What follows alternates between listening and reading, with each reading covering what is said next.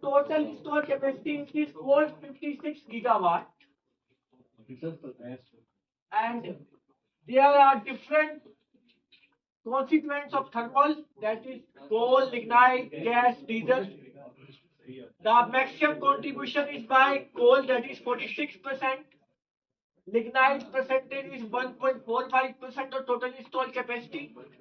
Gas contributes 5.43, diesel 0.13, and total fossil fuel contribution is 53.21. RES contribution is 34.71%. Hydro contribute 10.28. Out of total installed capacity of 456 gigawatt, and nuclear contribution is 1.79.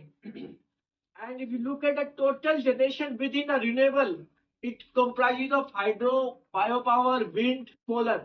The contribution of hydro is small hydro is 3.21, wind is 30.26, solar is 59.39, and overall contribution is 158 gigawatts, that is at 34.71%.